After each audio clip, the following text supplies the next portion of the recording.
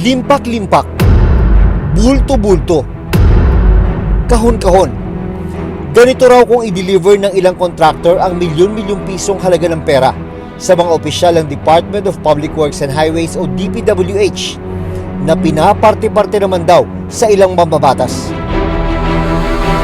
Ang perang galing sa buwis na pinaghirapan, pinagpawisan at pinagpagura ng taong bayan. Ibinubulsa raw ng mistulang isang sindikato sa loob mismo ng pamahalaan. Naniniwala ka ba na mayroong existing syndicate within DPWH? Yes po, Your Honor. Meron po. Ano ang modus operandi ng mga sinasabing sangkot sa malawakang katiwalian sa flood control projects? Magkano binibigay mo, Miss Sally? 245 million. In cash? Yes, Your Honor. Yutan!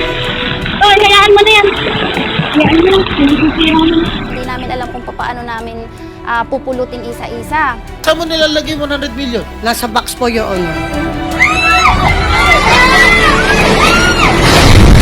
Tulungan niyo po kami! Nabiyak po yung pader dito!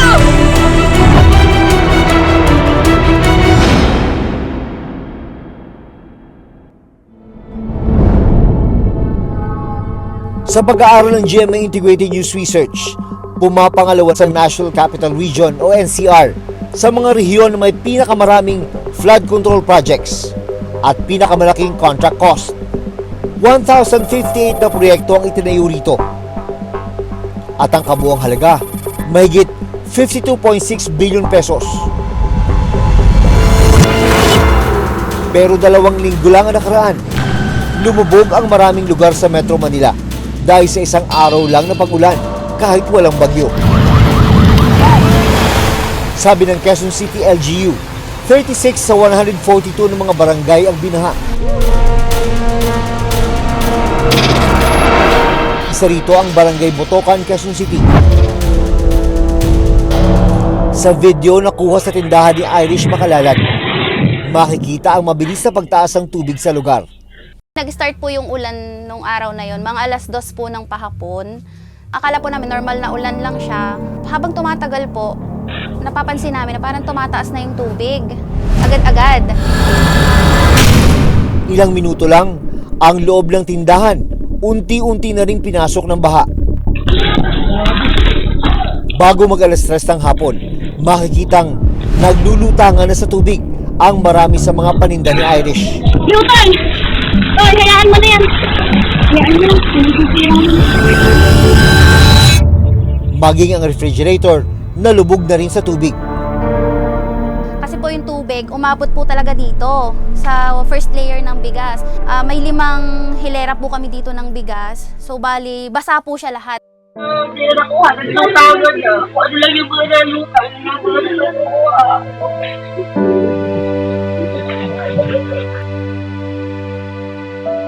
Kasi nga, hindi naman ganito. Yun ang isip ko. Hindi naman kami binabaha ng ganito talaga. Sabi ni Irish, nasa mahigit 30,000 pesos ang nalugi sa kanila dahil sa mga binahang paninda. Sa kagaya po namin na ganitong mga small business owner po, hindi naman po sasabihin na malaki yung kita eh. Talagang magtsatsaga ka po sa piso, 2, 3. Nanghihinayang talaga ako. Sa pag-aaral ng UP Resilience Institute at UP NOAA Center, umabot ang 121 millimeters ang ibinagsak na ulan nung araw na yun sa loob lamang ng 1 oras. Katumbas na raw ito ng 5 araw na pag-ulan. Sa buong Quezon City, 141 ang itinayong flood control projects mula 2022 hanggang 2025 ayon sa pagsusuri ng GMA Integrated News Research. At ang kabuang halaga nito, mahigit 5.3 billion pesos, pinakamarami sa District 4.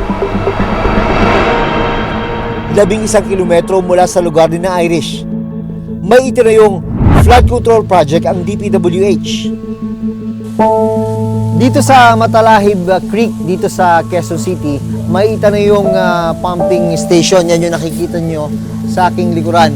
Base rito sa signage ng Department of Public Works and Highways, ang proyektong ito ay sinimula noong June 29, 2024 at ang target completion date ay May 29, 2025. Pero nagkaroon ng revision kaya yung naging target completion date ay August 28, 2025. Sa kasagsagan nitong kontrobersya sa mga flood control project ng pamahalaan, isa itong proyektong ito sa tinamaan. Ipinatigil ito ng lokal na pamahalaan ng Quezon City. Unang-una, wala daw kasing Certificate of Coordination. At pangalawa, yung pumping station nakatayo sa ibabaw ng creek. Bawal na bawal yan. Ayon sa Quezon City LGU, itinuturing na non-buildable site ang creek. Ibig sabihin, bawal itong tayuan ng anumang istruktura. Pinasisikip raw kasi nito ang daluyan ng tubig na maaring magdulot ng pagbaha. Ang proyektong ito, ang kontratista ay St. Timothy Construction Corporation. Base sa SEC records na nakuha ng PCIJ, ang mag-asawang si Sara at Pacifico o Curly Vizcaya ang incorporators ng St. Timothy. Base pa sa tarpaulin na nakapaskil sa gilid ng creek, DPWH Quezon City 1st District Engineering Office ang implementing office. Joint venture ang konstruksyon ng Matalahib Creek Pumping Station. Ang isa pa sa mga kontraktor, Pilastro Builders and Development Incorporated. Nagpadala kami ng sulat sa Pilastro Builders and Development Incorporated para kunin ang kanilang panig. Pero hanggang ngayon, hindi sila sumasagot sa amin. Nagpaunlak sa amin ng panayam ang abogado ng mag-asawang Vizcaya. Kinausap ko po dyan si Sir Curly, bakit wala yung pumping station. Sabi niya, pinalo up ko na yan sa ka-joint venture ko. Ang sabi, aayusin, maglalagay. Problema po, ipinatigil na ng ating pamahalaan ng Quezon City. Kaya ngayon, nabalan po yung proyekto. Unang-una, bakit daw walang coordination sa LGU? Pangalawa, bakit itinayo sa lugar na hindi dapat pagtayuan?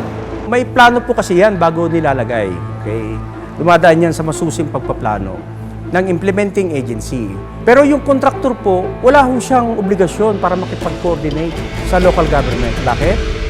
Kasi po, ang implementing agency, sa umpisa pa lang, sila lang gumagawa ng proyekto, sila lang nakikipag-coordinate sa LGU. Tulungan niyo po kami! Nabiyak po yung pader dito! Isa pang flood control project ang natuntun ng Reporters Notebook sa Navotas City. Sa kasagsagan ng bagyo at pag-ulan Hunyo ng taong ito, nasira ang bahagi ng river wall dito sa Navotas City na nagresulta sa matinding pagbaha at pagkasira ng ilang bahay.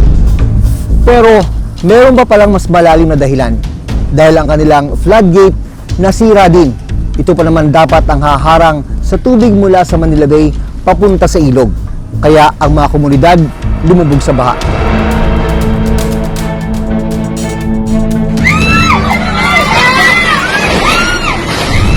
Sa isang video, makikita ang aktwal na pagbuho ng river wall sa barangay San Jose, Navotas City.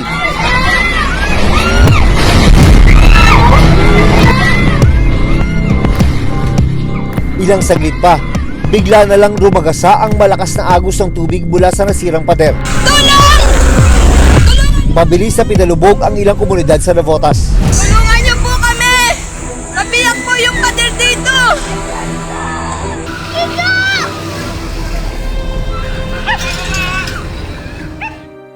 Hindi naman po talaga kami binabaha dito eh.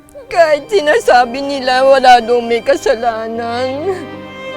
Meron. Sa dokumentong nakuha namin mula sa DPWH, August 27, 2024, ang contract effectivity date ng rehabilitation ng North Navotas Pumping Station at Navotas Navigation Gate. August 21, 2025, ang original contract expiry date. Ang original contract cost, mahigit 281 million pesos. So sa 280 million pesos awarded last year na kontrata, bakit parang wala pa tayong nakikitang improvement? So ang nagiging problema po kasi dito ma'am, underwater po yung repair works na ginagawa ng mga consultants po natin. Medyo nahihirapan din pong mag-identify dahil sa dilim po ng tubig. Yung mga divers po na sumisisid, nahihirapan sila na ipinpoint talaga kung ano yung mga issue na kailangan nating i-repair. Kailan to dapat matapos? The contract expiry ma'am is August 31, 2025 po. Sa pagtatapos ng susunod na buwan, dapat tapos na to. Yes po ma'am, yun po ang nakasaad po sa kontrata nila. Pero hindi pa ito tapos. Ayon sa DPWH, nasa halos 92% ang actual accomplishment ng rehabilitation. Ang contractor, St. Timothy Construction Corporation, na pagbabayari ng mag-asawang Diskaya. Yung proyektong yun, sir, hindi lang St. Timothy ang may project noon. Marami pong kontratista ang may project po noon. Na-repair na po, tapos na po yun. Ngayon, kung bakit nabalam, labas na ho ang St. Timothy doon kasi natapos na ho yung sa kanila eh. Pampanga ang pinaka-flood prone na probinsya sa buong bansa. Sa pag-aaral ng GMA Integrated News Research, 293 flood control projects ang ipinatayo ng pamahalaan sa Pampanga mula 2022 hanggang 2025. Ang kabuuang halaga, mahigit 14.5 billion pesos. Sa official website ng Sumbong sa Pangulo, nakalista bilang isa sa mga proyekto ang rehabilitation of eroded bank of Pampanga River sa kandating Arayat, Pampanga. Nagkakahalaga ng mahigit 91.6 million pesos. October 17, 2023 ang nakasaad na completion date. Pero wala pang isang taon, gumuho ang isang bahagi ng retaining wall. Ne pong kalalam, wag ne po ining bakal gagawan do. Ay may muya pa pong crack. Balang kayo mamakbong niya pa po siguradong magtuwagyarin po ini. Halos mabungkal na ang lupa sa paligid ng nasirang proyekto. Edmari Construction and Trading ang contractor ng project. Sa kabuuan, umabot sa 12 ang nakuhang flood control project ng Edmari Construction mula 2022 hanggang 2025 sa buong bansa, ayon sa Sumbong sa Pangulo website. Ang kabuuang halaga, mahigit 885 million pesos.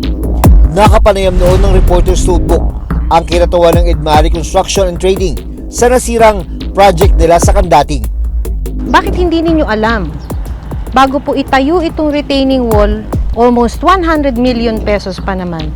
Bakit hindi nyo alam na mangyayari yun? Hindi ba dapat na pag-aralan po yun? Hindi po namin kasi. So sayang. Sayang po itong project, no? Kaya po, ginagawa na namin po ng re-restore po namin. Sa press statement na pinadala ng DPWH Pampanga 1st District Engineering Office sa Reporter's Notebook, inaasahang matatapos daw ang rehabilitation sa September 15, 2025. Ayon pa sa DPWH, under warranty pa ang repair ng proyekto at walang bagong pondo na ilalabas. Bago maipatayo ang isang proyekto, ano ba ang pinagdaraanan nitong proseso? Sa website ng DPWH, tinukoy ang 4 na phase na sinusunod ng mga infrastructure project.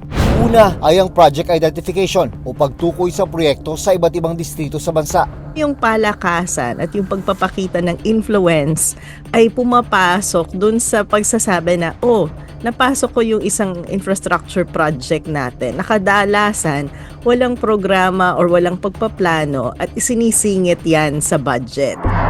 Ikalawa ang project preparation. Dito nakapaloob ang pagsasagawa ng pag-aaral o feasibility study at fund appropriation o paglalaan ng pondo. Problema minsan nagiging bloated yung halaga ng proyekto kasi walang oversight Sila lang ang nag-uusap, sila lang nakakakita ng datos, sila lang din ang nag-a-approve. Implementasyon ng proyekto. Dito inilalabas ang pondo. Nangyayari ang bidding ng mga contractor at construction. Ang korupsyon dyan ay ina-approve ng DPWH na hindi man lang check or physically nakikita kung nandun nga ba yung infrastructure project. Ang panghuli, ang operasyon at evaluation ng ipinatayong proyekto. It is now very obvious they begin at the district level. Ang sinasabing modus, mas luminaw nang humarap sa Senado ang ilan sa mga kontraktor ng flood control projects. Sa pag-amin ng mag-asawang Sara at Curly Diskaya, paulit-ulit kaming ginamit ng mga nasa pwesto sa sistemang ito. Wala kaming magawa dahil kung hindi kami makikisama, gagawa nila ng problema ang project na na-award sa amin sa pamamagitan ng mutual termination. Dito tinukoy nila ang 17 mambabatas at isang former undersecretary na umano'y nakatanggap ng porsyento sa pondo ng mga flood control projects na nakuha nila. Paulit-ulit na binabanggit ang delivery ng pera ay para sa kaisaldi ko na dapat at least 25%. Si Kong Marvin Rillo naman ay ilang beses na binabanggit ang pangalan ni Speaker Martin Romualdez bilang kanyang malapit na kaibigan. Sinasabi pa ni Kong Rillo na lahat ng kanyang request para sa pondo ay galing pa mismo sa unprogrammed funds at insertion na inaaprubahan ni Speaker. Pero mariin itong itinanggi nila. Marami sa mga mambabatas na tinukoy ng mag-asawang Diskaya agad na naglabas ng pahayag at itinanggi ang aligasyon laban sa kanila. May pagkakataon din daw na umaabot sa 30% ang kickback na hinihingi ng mga sangkot sa katiwalian sa flood control project. Sinabihan ko na masyado namang mataas, ngunit sinabi niya na walang magagawa dito dahil pondo ito galing sa unprogrammed funds at insertion galing sa taas. Sinabi rin ng mga Diskaya na wala silang ghost at substandard ng mga proyekto. Taliwas sa mga lumalabas na may mga impormasyon sa publiko, hindi kailanman kami gumawa ng ghost projects. At masugid kami nag-i-inspect sa lahat ng aming mga natapos na projects. Pero sa post ng isang residente mula sa Eastern Samar, isang flood control ghost project sa barangay Garawon, Bayan ng Hernani, ang nais niyang idulog sa Pangulo. DPWH Region 8 ang implementing agency. April 2024 sinimulan at January 2025 natapos ang kontrata. Base sa website ng DPWH, 84.72% ng tapos ang proyekto na nilaala ng 192 million pesos. Pero ayon sa ilang residente, tila sinisimulan palang gawin ang flood control project. Amitis Horizon Builder and General Contractor and Development Corporation na pag-aari ng mga Diskaya ang contractor ng flood control project. Sa opisyal na pahayag na inilabas ng DPWH Region 8, itinanggi nilang 80% na ng pondo ang nailabas o naibayad para sa proyekto. Inamin din nilang may delay sa implementasyon ng mga proyekto. Paano po hinahandle ng mag-asawang Diskaya yung pagli-label sa kanila ngayon na sila ang mukha ng korupsyon? Hindi na ho natin masisisi ang taong bayan, no? Opinion ho ng mga karamihan sa taong bayan yan. Pero kami ho, malinis ho ang konsensya ng mag-asawa. Dokumentado ho lahat ang sinalihan nilang mga proyekto. Ang dami pong nagdurusa dahil sa mga pagbaha. Tapos eto nakikita ng publiko yung binabalandrang karangyaan ng mga kliyente. Lilinawin ko lang, sir, yung yamang yun ay galing sa legal na bagay. Yes, Your Honor. Magkano bayad mo royalty? Actually po, Your Honor, hindi po ako nagbabayad nun. Humarap din sa pagdidig sa Senado noong Lunes si Sally Santos, ang owner ng SYMS Construction Trading. Batatandaang SYMS ang contractor ng di umano'y ghost project sa Baliwag, Bulacan na binisita pa mismo ni Pangulong Bongbong Marcos. Wala talaga, 220 meters, 55 million completed ang record ng Public Works. Walang ginawa, kahit isang araw hindi nagtrabaho, wala. Sa hearing, inamin mismo ni Sally Santos na nag-deliver siya ng umabot sa 245 million pesos sa opisina ni dating DPWH First District Assistant Engineer Bryce Hernandez. Magkano binibigay mo, Miss Sally? Your Honor, marami po. Minsan po 245 million. In cash? Yes, Your Honor. Sino ang contact mo sa DPWH? Actually po si Engineer Bryce Erickson Hernandez po. Si Sally po, pagka nakakolekta, dinadala po sa office ko yung mga pera, nakabox po, nakasil po siya lahat. Hindi ko po ginagalaw dun yon at pinakukuha po ni boss sa opisina ko. Sino si boss? Boss Henry Alcantara po. Pero mariin itong itinanggi ni Alcantara. Wala ka talagang natanggap? Yes, Your Honor. It's your word against their word. Yes, Your Honor. Isiniwalat din ni Santos na mismong opisyal ng DPWH ang nag-uutos sa kanya na manghiram ng lisensya sa ibang contractor para gamitin ito ng mismong opisyal para makasali sa bidding. Si Engineer Bryce Erickson Hernandez, siya po ang nag-uutos sa akin ng humiram ng lisensya. So ako po, pinagpaalam ko naman po sa kanila, nahihiramin po yung lisensya nila. Kasi po, mayroon daw po siyang ibibid ng mga proyekto para sa kanya. Sino po ang gumagawa? Sila po. Sila mismo. In-house nga. Sila po mismo. Susunod, Naniniwala ka ba na mayroong existing syndicate sa loob ng DPWH? Yes po, Your Honor.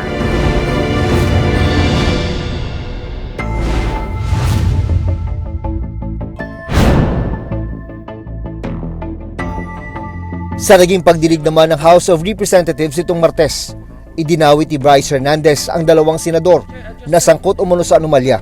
Sabi ni Senator Marcoleta kahapon, ligtas ka na. Hindi po ito totoo. Si Senator Jinggoy po ay nagbaba ng 355 million ngayong 2025 sa mga ilang projects sa Bulacan. Ang sabi po ng boss ko dito ay 30% ang commitment dito. Noong 2023 naman, ay naglabas ng 600 million si Senator Joel Villanueva at ang SOP nito ay 30% din. Parehong itinanggi ni Estrada at Villanueva ang aligasyon ni Hernandez. I am confident that I have not committed any illegal act. If Mr. Hernandez truly stands by his allegations, I challenge him right now to take a lie detector test with me. Let us settle this once and for all and show the public who is telling the truth. Wala po ako kailanman naging flood control project. Hindi ko po sasabihin na I categorically deny this accusation. Dahil po may resibo po tayo. Meron po pwedeng i-verifika kung bakit ito nangyayari. Sa pagdinig, ilang mga larawan pa ang ipinakita ni Hernandez na nagpapakita ng limpak-limpak na pera. As far as my knowledge is concerned, ibibigay po yan sa tao. Yung nga pong tinatawag na proponent, nakausap niya. Sinesegregate po namin yung mga pera. Naniniwala ka ba na mayroong existing syndicate sa loob ng DPWH? In my own opinion, base lang po to dun sa nakikita ko, yes po, Your Honor. Meron po.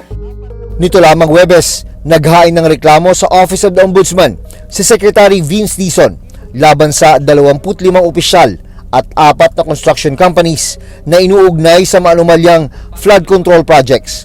Una po itong kaso na ihahain natin ng gobyerno laban sa mga taong involved dito sa pagnanakaw ng pera ng tao.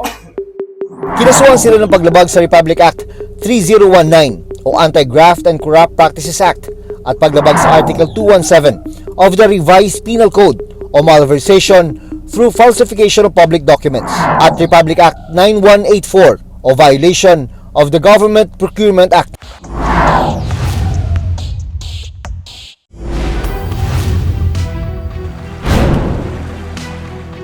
Matagal ng problema ng bansa ang korupsyon. Tila umuulit lang ang kwento. Naiiba lang ang modus at ang mga tauhan. Para sa maraming Pilipino na lumalaban ng patas sa kabila ng hirap ng buhay, nararapat ba sa atin ang ganitong klase ng serbisyo at pamumuno? Hanggat may ganid, tiwali at hindi malinaw kung paanong ginagamit ang kaba ng bayan, importanteng maging mapanuri at magbantay. Dahil bawat sentimong ginagastos sa mga proyekto, pera natin ito. Ako si Jun Veneracion at ito ang Reporter's Notebook.